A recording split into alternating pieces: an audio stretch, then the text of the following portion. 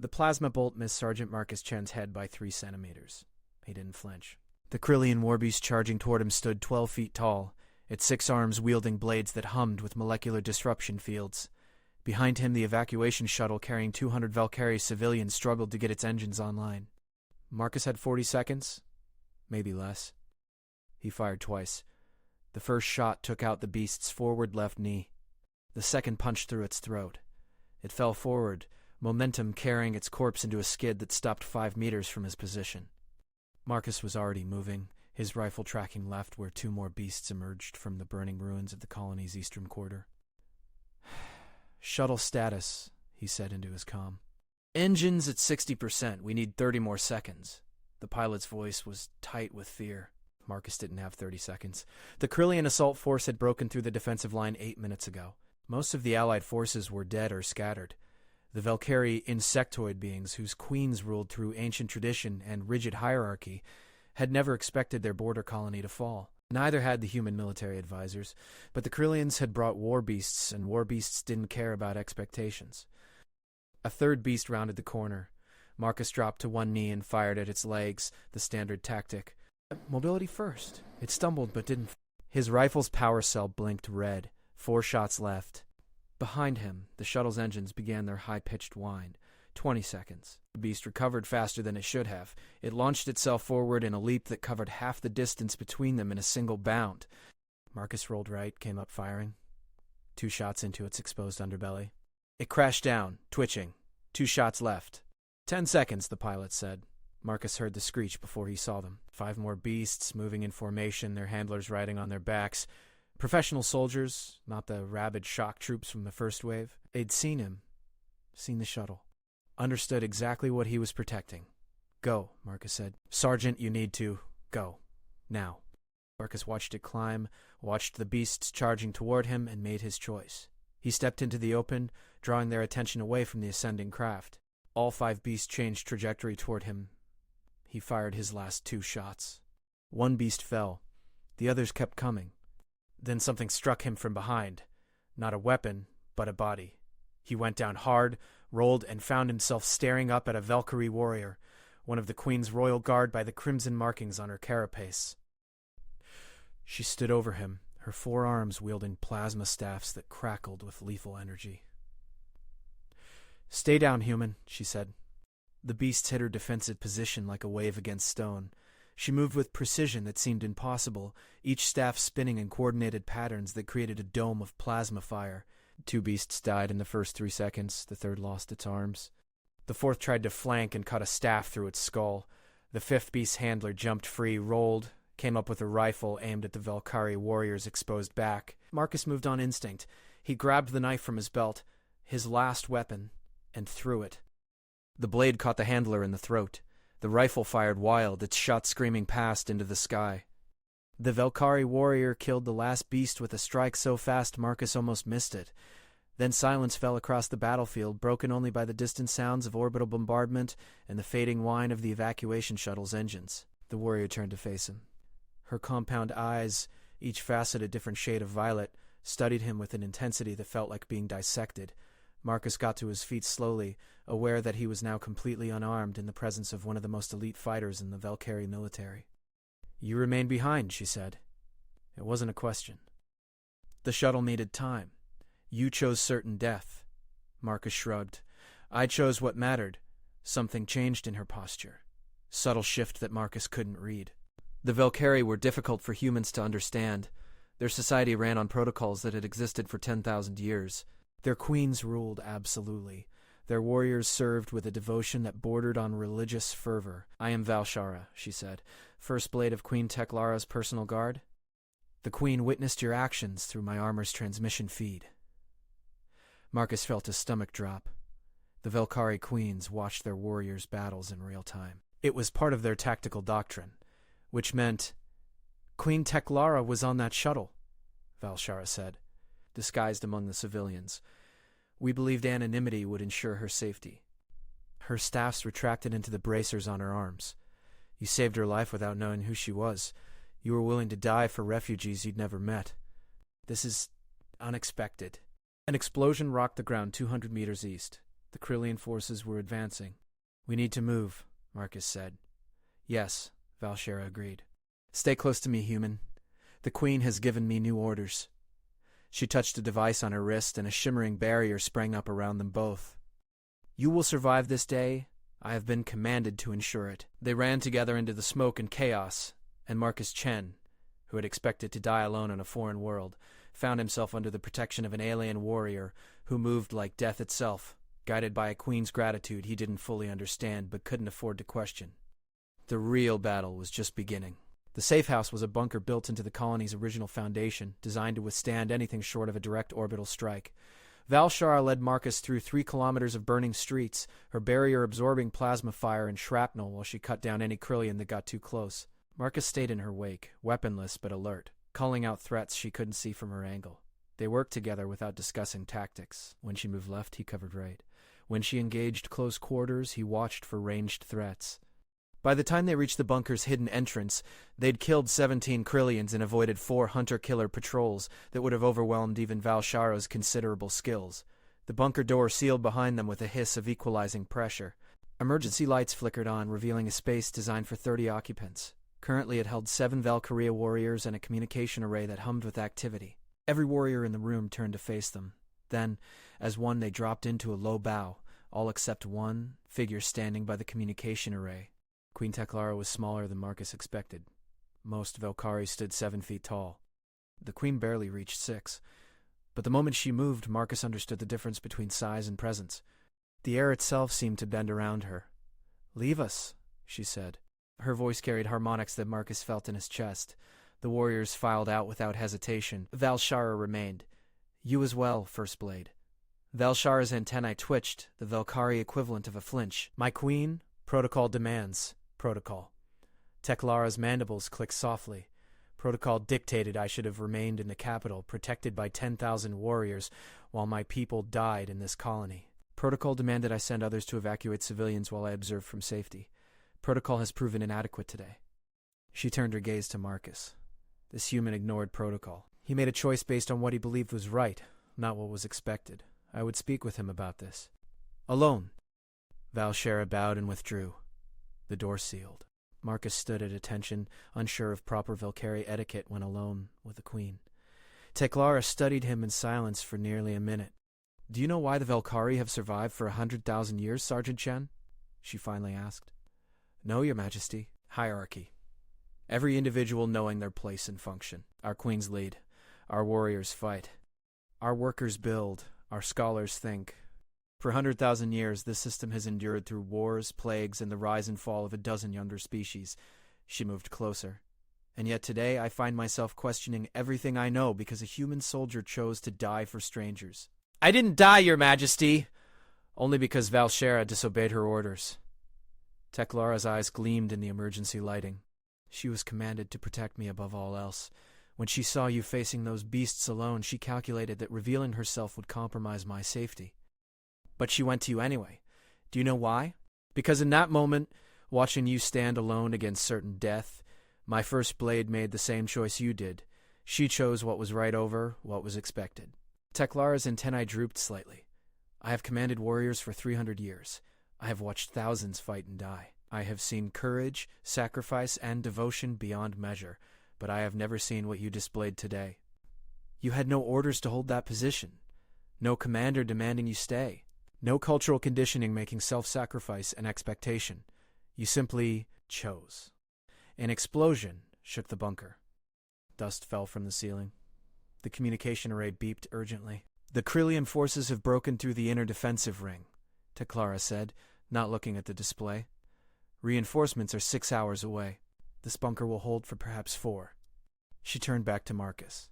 "My advisors are demanding I evacuate via the underground transit system. They have prepared a route. A small team could escort me to safety while the remaining forces delay the Krillian advance."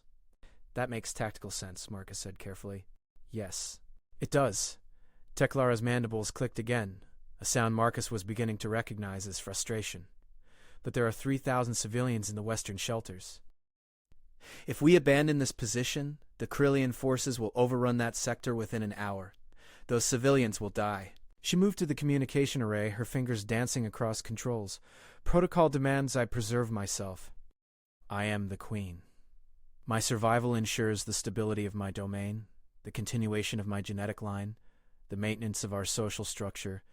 3,000 civilians are acceptable losses in exchange for these certainties. Marcus said nothing. This wasn't his decision to make. But you didn't calculate acceptable losses, did you? Teklara asked. When you saw that shuttle, you didn't weigh your life against the statistical value of its passengers? You just acted. I had a job to do, Your Majesty. Those people needed time to escape. And what is my job, Sergeant Chen? The question came out sharp. Am I here to preserve myself or to protect my people? Our protocols say both, but when those duties conflict, she trailed off, staring at the tactical display showing the western shelters. The bunker shook again, closer this time. Your Majesty, Marcus began, then stopped. He wasn't a diplomat. He was a soldier who'd accepted a death he'd somehow avoided. But the Queen was looking at him with an expression he recognized, the look of someone who knew what they should do but needed someone else to say it first. Permission to speak freely, he asked. Granted. You just want someone to tell you it's not insane. Marcus met her alien gaze steadily. But I can't tell you that. Because it probably is insane. Staying here, fighting for people who are already as good as dead according to the numbers, that's not tactical genius. It's just the right thing. And sometimes the right thing is insane. My advisors would say this is emotional reasoning, that a queen must think beyond individual moral choices. Your advisors aren't here. They're not. Teklara touched the communication array, opening a channel. Val Shara, return to the command center. Bring all available warriors. She paused. And bring the human weapons from the armory. Sergeant Chen will need them. The door opened. Val Shara entered, her expression unreadable even by Velkari standards. My queen? We're not leaving, Teklara said. Coordinate with the remaining colonial defense forces. Establish a defensive perimeter around the western shelters. We hold this position until reinforcements arrive or we fall. All of us together. For 3 heartbeats, she didn't move. Then she bowed low. It will be done, my queen. Warriors began filing back into the bunker. Teklara pulled up the tactical display, her fingers moving with newfound certainty as she marked positions and assigned tasks. Marcus found himself standing next to Val Shara, who regarded him with what might have been respect. The Queen has never countermanded her advisors before, Val Shara said quietly. In 300 years, she has followed every protocol, honored every tradition. You have changed something fundamental in her, human. I didn't do anything except my job. Exactly. Val Shara's mandibles curved in what Marcus had learned was the Velkari version of a smile. Come. If we're going to die defending this position, we should at least make the Krillians pay for it. Marcus followed her to the armory, and despite everything, the impossible odds, the approaching enemy, the certainty of death, he felt something like hope.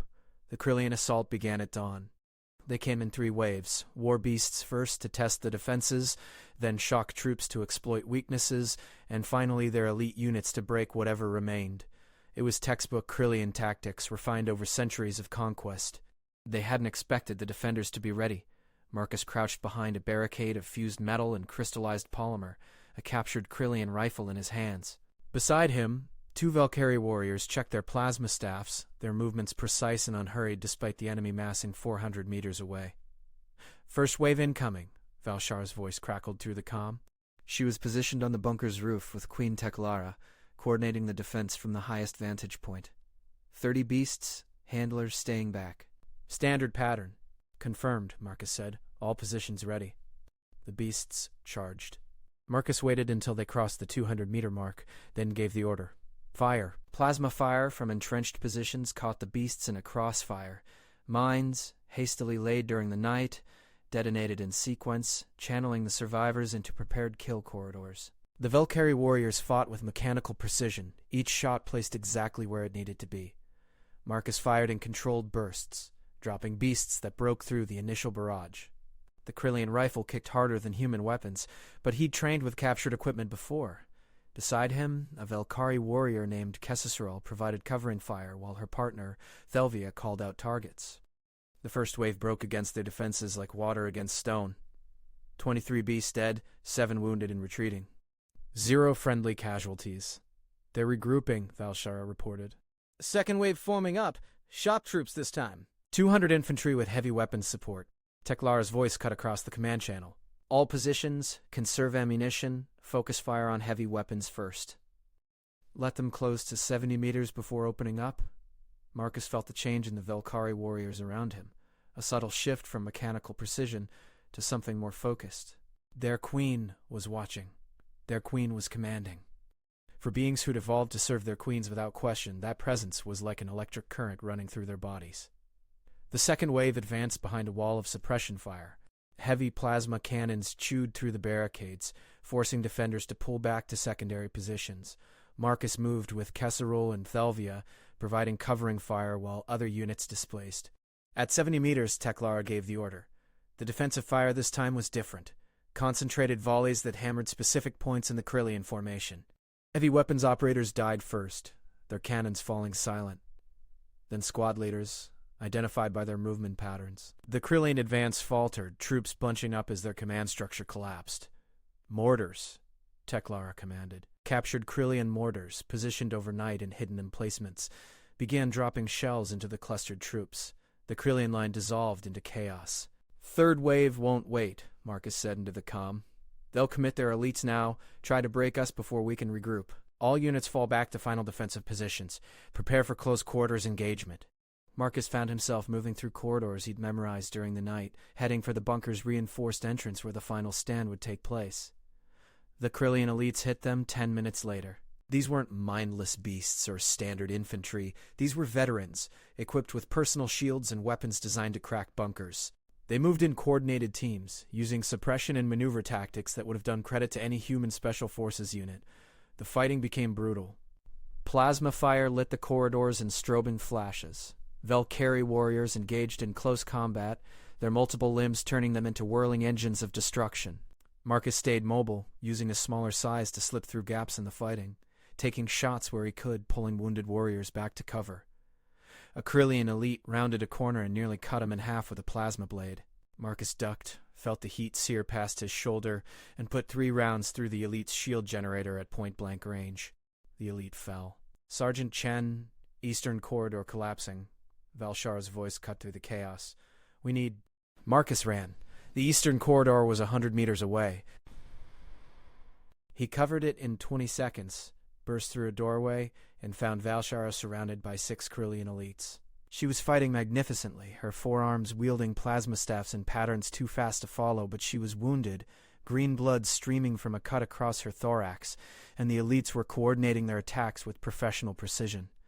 Marcus didn't think. He just acted. He grabbed a plasma grenade from a fallen Velkari warrior, armed it, and threw it into the middle of the Krillian formation.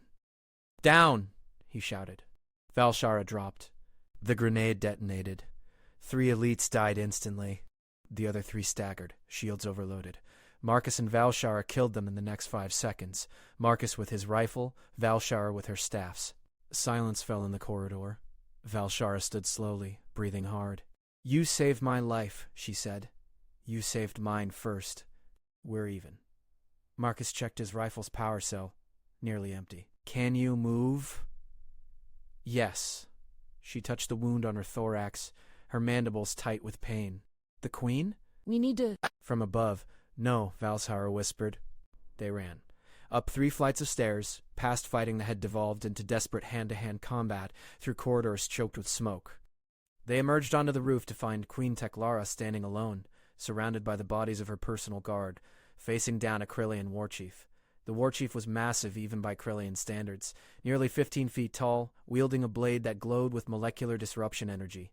Teklara held only a ceremonial staff, a symbol of her office, never meant for actual combat. "Your Majesty!" Valshara started forward. "Stay back," Teklara commanded. Her voice was calm. "This is my duty." The warchief laughed, a grinding sound like stones breaking. A queen pretending to be a warrior. How quaint. "I am both," Teklara replied. "As you're about to learn." The warchief attacked. Its blade swept down in an arc that should have cut Teklara in half. But she wasn't there. She moved with speed that shocked Marcus, not the practiced efficiency of her warriors, but something raw and primal. The ceremonial staff, channeled with her own bioelectric energy, became a weapon that blazed with purple light. She struck the war chief 3 times in 2 seconds. Each blow targeted joints, weak points in its armor. The war chief roared and swung wildly. Teklara flowed around the attacks like water, her smaller size now an advantage. But she was tiring. The war chief's armor was too thick. Her strikes, though precise, weren't penetrating deep enough. Marcus raised his rifle. Nearly empty. Maybe 1 shot left. He waited, watched the pattern of the fight. Saw the moment when Teklara's strike to the war chief's knee made it stumble forward, exposing the back of its neck where the armor plates met. He fired.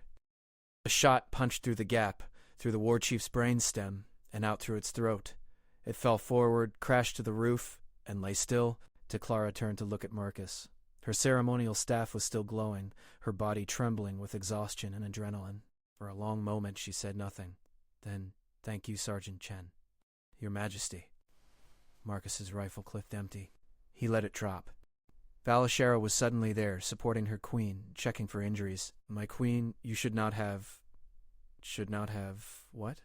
Teklara asked. "Fought for my people? Stood beside my warriors?"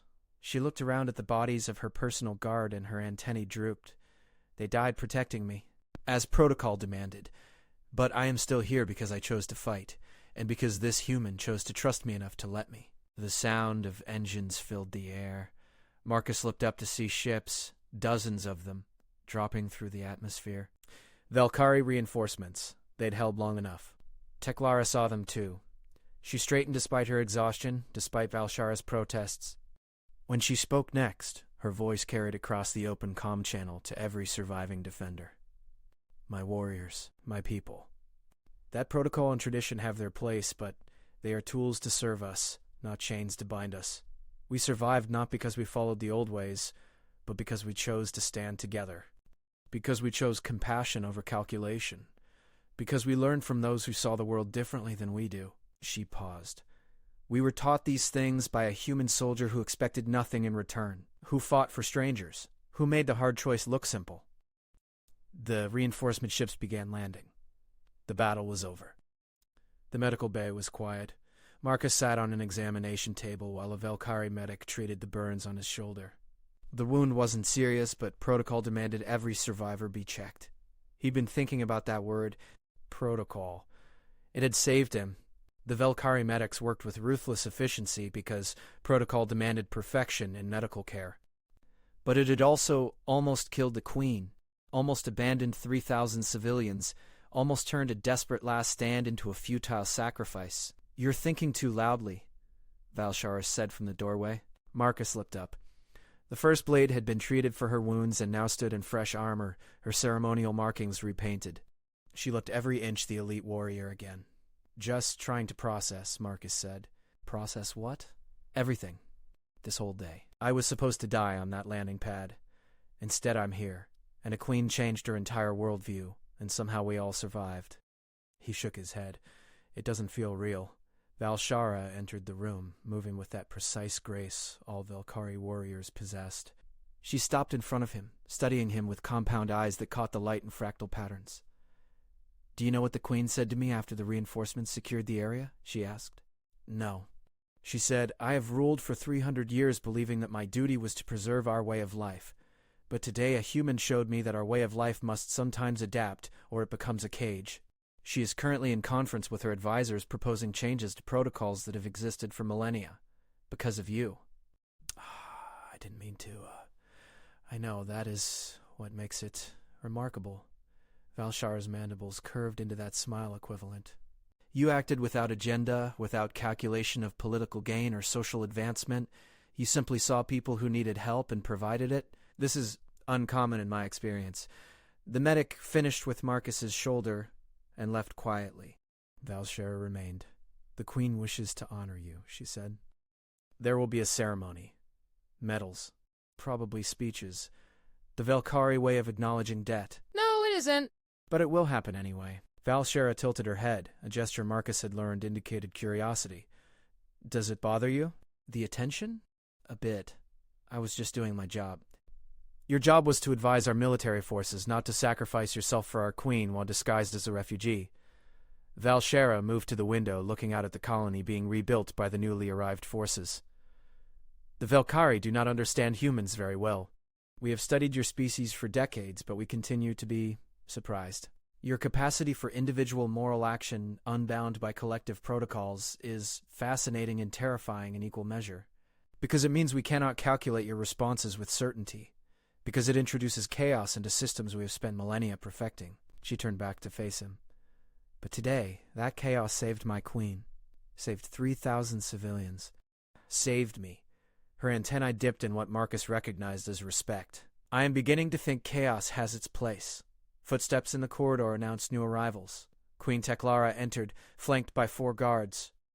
Everyone in the room immediately stood at attention. At ease, Teklara said. She dismissed the guards with a gesture, leaving just the 3 of them in the medical bay. Sergeant Chen, how are your injuries? Minor, Your Majesty. I'll be cleared for duty within hours, because I have a request to make of you. Teklara moved closer, her presence filling the small room. I am establishing a new military division. A joint force combining Velkari warriors and human soldiers, designed to operate in situations where traditional protocols may be insufficient. I want you to help design its training protocols. Marcus blinked. Your Majesty, I'm just a sergeant. I don't have the authority or expertise to. You have something more valuable than rank or formal expertise. You have judgment. You demonstrated it on that landing pad, and again when you spoke to me in the bunker. I need people who can make the right choice when the rulebook fails. This is not an order. You are not my subject. But I am asking, as one soldier to another, if you would help us learn what you showed us today. Marcus looked at Valshara, who gave a subtle nod, then back at the Queen. I'm honored, Your Majesty, but I need to understand something first. Why? Why change systems that have worked for 100,000 years because of one day, one battle? Because that one day revealed a flaw I can no longer ignore? Our protocols are designed for stability, for survival of the collective. They work beautifully in most circumstances. But when faced with the choice between following protocol and doing what was right, our protocols failed. You succeeded. She moved to the window Valshara had been looking through moments before. I have been queen for 300 years. In that time, I have made decisions that saved millions of lives, and decisions that cost thousands. I have always made them according to protocol, according to the wisdom of my predecessors, according to the mathematics of survival. And until today, I believe that was sufficient. What changed? Marcus asked quietly. I watched you choose certain death for people you didn't know, without hesitation, without calculating the odds. I watched Valshara break her primary directive to save you, because something in your actions moved her beyond protocol. I watched my own guards die following orders I gave them while I lived, because I chose to fight rather than hide. Teklara turned back to face him. I realized that our protocols had made us efficient, but had cost us something essential, the ability to recognize when efficiency must yield to conscience. Conscience can be wrong, Marcus said. I've made bad calls before, followed my gut and gotten people killed. As have I. But protocol-driven errors and conscience-driven errors are different in a crucial way. Teklara's eyes glinted. When protocol fails, we tend to blame external factors. When conscience fails, we feel it. Personally, we learn, we grow. We become better. She paused. Our protocols have not grown in 10,000 years. Perhaps it is time they learned to. A chime sounded from Valshara's comm. She checked it, then looked up. My queen, the Council of Advisors is requesting your presence. They have concerns about the proposed protocol changes. I'm sure they do. Teklara's mandibles clicked with amusement. They will have many logical arguments about why our traditional ways should be preserved, and I will listen to every one of them because that is good leadership. She started toward the door, then paused. But I will also remember a human sergeant, standing alone against impossible odds, and a choice that saved my life despite making no tactical sense. Sometimes the illogical choice is the right one. I suspect this will be a difficult lesson for my advisors to accept. She left, her guards falling in around her as she moved through the corridor. Valshara remained. She's going to face significant opposition, Valshara said. The conservative elements of our society do not adapt quickly. Some may view her proposals as dangerous. Even heretical? Will she be safe? Yes. We protect our queens with absolute devotion. Politically? Valshara's antennae twitched. That is a more complex question. But she is wise, and she is strong. and now she has seen something that changed her fundamental perspective. That cannot be undone. What about you? Where do you stand on all this? Valshara was quiet for a long moment, looking down at her 4 hands. I was created, genetically designed, to serve my queen with perfect obedience. My every instinct, every biological imperative, exists to protect her and fulfill her commands. For my entire life, this has been absolute truth. She looked up at Marcus. But when I saw you on that landing pad, saw you make that choice, something happened that I cannot fully explain. I felt compelled, not by orders or instinct, but by something else. Something that made me break my primary directive to save you instead of protecting my queen. You did both, Marcus pointed out. You saved me and got back to the queen in time. Yes. But in that moment, I did not know I would be able to do both. I made a choice that could have resulted in my queen's death. And yet I made it anyway. Her mandibles curved. I think I am beginning to understand what you humans call conscience. It is uncomfortable. Yeah, it can be. But it is also liberating? Yes, I think that is the word. To know that I can choose, even when it conflicts with programming. Valshara straightened. The Queen is right to pursue these changes. We have become too rigid. Today proved that. But change will not come easily for my people. It never does happy. No. Valshara moved toward the door. Rest, Sergeant Chen. Tomorrow there will be ceremonies and politics and long discussions about the future. Tonight, simply rest, knowing you survived a day you should not have survived. She paused in the doorway. And know that you changed something fundamental in beings who have not changed in millennia. That is no small thing. She left. Marcus sat alone in the medical bay, thinking about queens and protocols and impossible choices. Outside, the colony's reconstruction continued under floodlights. Valkyrie and human workers moving in coordinated patterns, rebuilding what war had destroyed. He thought about the moment on the landing pad when he'd chosen to stay. It had seemed simple then. People needed time. He could provide it, so he stayed. No grand philosophical reasoning, no calculation of cultural impact. Just a choice that needed making. Now that choice had rippled out in ways he never could have predicted. A queen questioning her traditions. A warrior learning conscience. An entire species beginning to examine assumptions that had stood for longer than human civilization had existed. It was humbling.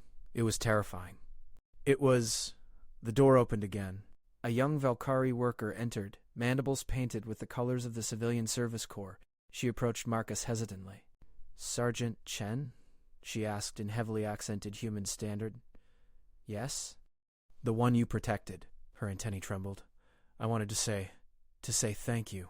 My hatchlings were with me. They are safe now because you stayed. Marcus felt something tighten in his chest. You're welcome. The worker bowed. A deep formal bow that spoke of profound gratitude in Valkyrie culture. Then she left quickly as if embarrassed by her own emotion. Marcus sat back down. Outside, the reconstruction continued. Tomorrow would bring ceremonies and politics and complex discussions about the future. But tonight, in the quiet of a medical bay on a colony world he'd never intended to see, Marcus Chen allowed himself to feel something simple. Glad he had stayed. Glad he had made that choice. Glad that sometimes the right thing and the illogical thing could be the same thing. He closed his eyes and, despite everything, smiled. The ceremony took place 3 days later in the colony's main courtyard, hastily repaired for the occasion. Valkyrie from across the sector had arrived to witness their queen honor a human soldier, an unprecedented event that had generated substantial controversy among the more traditional elements of Valkyrie society. Marcus stood at attention in his dress uniform, freshly cleaned and pressed despite the chaos of the colony's recovery. Beside him stood the other survivors of the battle, 17 Valkyrie warriors and 5 human military advisors who'd held different positions during the desperate defense. Queen Teklara approached with Valshara at her side. The crowd of several thousand Valkyrie fell completely silent. When a queen moved, her subjects watched with total attention. 3 days ago, Teklara began, her voice amplified across the courtyard, this colony was attacked by forces that sought to destroy everything we had built here. By all tactical projections, we should have fallen within hours. Our defensive positions were inadequate. Our forces were outnumbered. Evacuation was the only logical response. She paused, her eyes scanning the crowd. I chose to evacuate. To preserve my life according to protocol, to ensure stability and continuity of leadership, I disguised myself among civilians and boarded a shuttle that should have carried me to safety. A murmur ran through the crowd. Many had heard rumors, but this was the first official confirmation. That shuttle never reached safety because Sergeant Marcus Chen decided that 200 lives, including a queen he did not know was present, were worth more than his own survival. He stayed on that landing pad alone, facing certain death, to buy time for strangers to escape. Teklara's voice hardened with intensity. He showed me something I had forgotten in 300 years of rule. That sometimes the right choice is not the logical choice. That protocol and tradition must serve our values, not replace them. That courage is not the absence of fear, but the willingness to act despite it. She signaled to Valshara, who stepped forward with a small case. Inside lay a metal Marcus didn't recognize. A crystalline star suspended in a matrix of precious metals, worked with craftsmanship that must have taken master artisans days to complete. "This is the Star of Teklara," the queen said. "I am creating this honor today, and you are its first recipient. It is not awarded for following orders or executing protocol with precision. It is awarded for making the hard choice when all easier paths lay open, for seeing what is right and choosing it regardless of cost." She lifted the medal from its case. "Sergeant Marcus Chen, by the authority vested in me as Queen of the Third Sector, I bestow upon you this honor. Wear it, knowing that you changed not just my life, but my understanding of what leadership requires." The crowd erupted in a sound Marcus had never heard from Valkyrie before, a harmonic clicking of mandibles that signified deep approval and respect. Teklara stepped back, allowing Marcus to face the crowd. He hadn't prepared a speech, hadn't expected to need one. But thousands of alien eyes were watching him, waiting. "Your Majesty," he began, "I'm honored by this recognition, but I want to be clear about something. I didn't stay on that landing pad because I'm special or brave. I stayed because it was my job to protect people, and those people needed protection. Any soldier worth their uniform would have done the same. But they did not," Teklara said quietly. "You did. That distinction matters. Then I'll say this. If my actions that day taught anything, I hope it's that we're all capable of making hard choices when we have to. Velkari, human, any species. We all have moments when protocol fails and we have to decide who we want to be. I'm just glad my choice made a difference." More clicking from the crowd. Marcus stepped back into formation. Teklara proceeded to honor the other survivors, awarding medals and commendations with words tailored to each individual's actions during the battle. When she reached Valshara, she paused. "My first blade," Teklara said. "You have served me for 40 years with absolute devotion.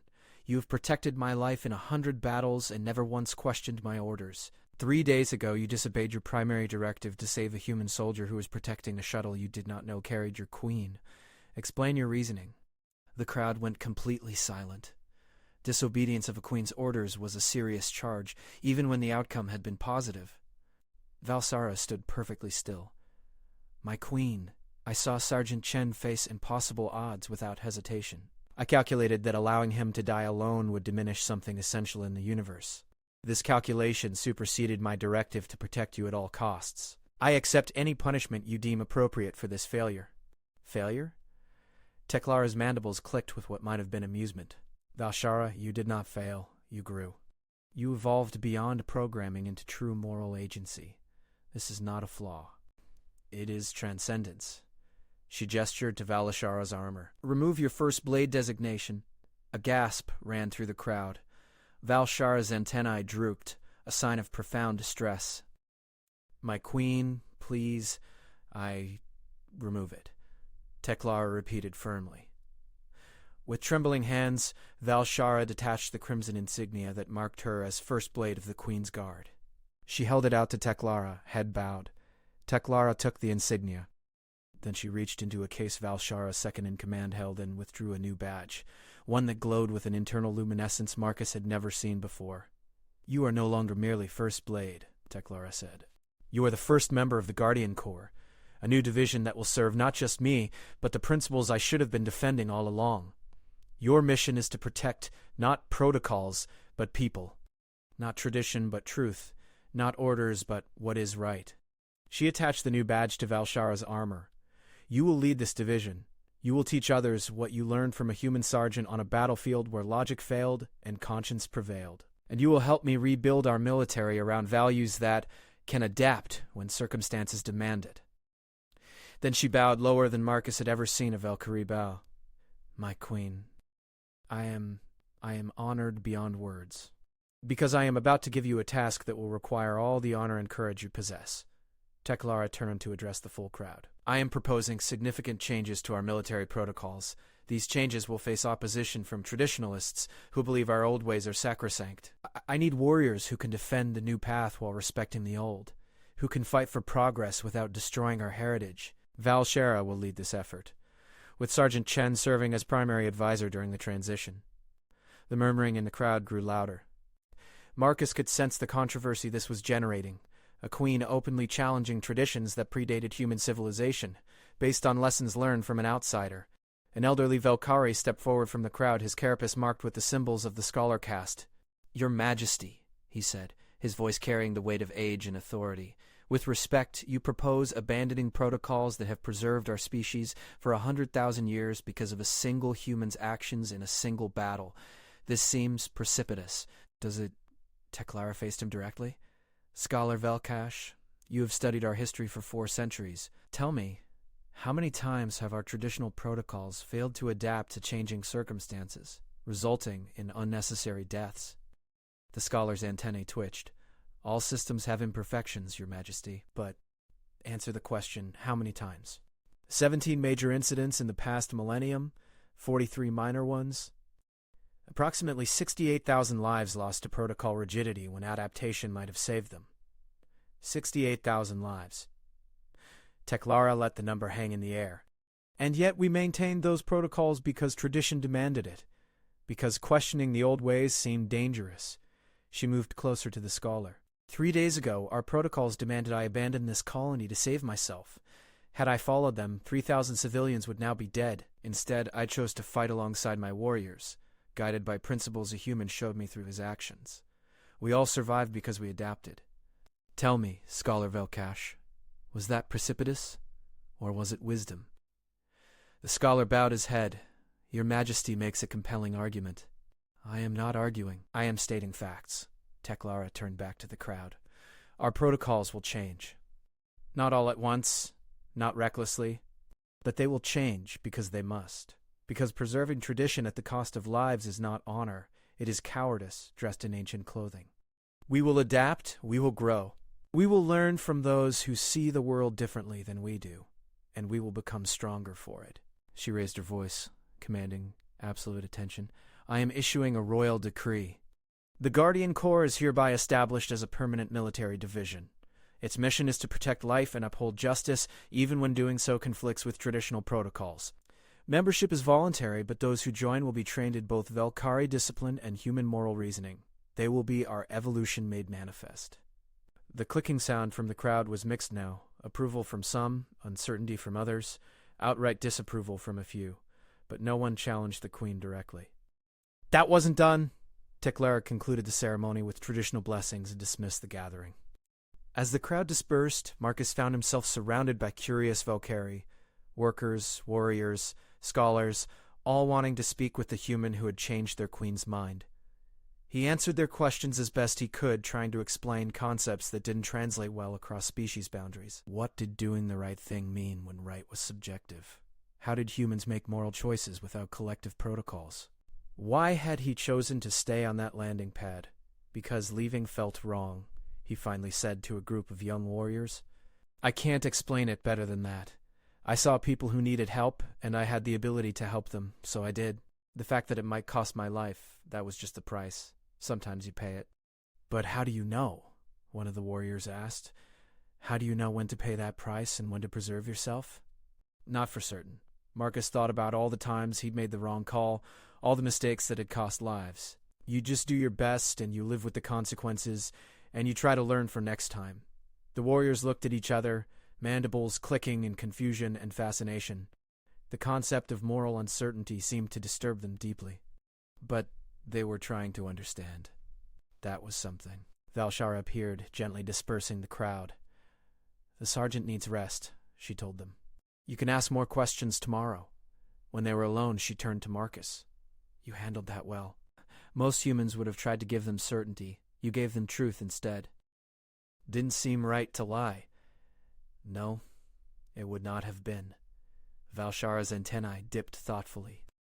The Queen wishes to speak with you privately. Tomorrow, when the ceremonies are complete and the politicians have finished arguing, she has questions that require honest answers. About what? How you make choices without protocols to guide you. How you teach moral reasoning to those who have lived their entire lives following collective programming. Valshara paused. She is asking you to help reshape fundamental aspects of our society, Sergeant Chen. This is not a small request. Marcus looked out across the courtyard where Valkyrie were debating in small groups, the ceremony having sparked conversations that would likely continue for days. I'm not sure I'm qualified to help with something that big. You are the only one qualified, because you do not approach it as an expert with all the answers. You approach it as someone who has made hard choices and lived with their consequences. Valsara's compound eyes gleamed in the setting sun. That is what we need, not certainty. Not perfect protocols, just honest guidance from someone who has walked the path we are beginning to explore. She left him alone with his thoughts. Marcus stood in the courtyard as the sun set over the recovered colony, wearing a medal from an alien queen, contemplating a future he'd never imagined. 3 days ago, he'd expected to die on a landing pad. Now he was being asked to help reshape a civilization. Life, he reflected, had a strange sense of irony. But as he watched Valkyrie workers repairing buildings beside human engineers, watched warriors from 2 species training together in mixed units, watched young Valkyrie asking questions their grandparents would never have considered, he felt something unexpected. Hope. Not certainty. Not confidence that everything would work out perfectly. Just hope that maybe, possibly, the hard choices were leading somewhere worth going. It would have to be enough. The stars came out overhead, the same stars that shone on Earth, filtered through the atmosphere of an alien world. Marcus Chen stood beneath them and thought about tomorrow, about the conversations that would come, about the future he and these strange, rigid, beautiful people would try to build together. He touched the crystal star hanging around his neck and smiled. Sometimes the right thing was also the most terrifying thing. But you did it anyway. That was the lesson. That was what would endure. Everything else was just details.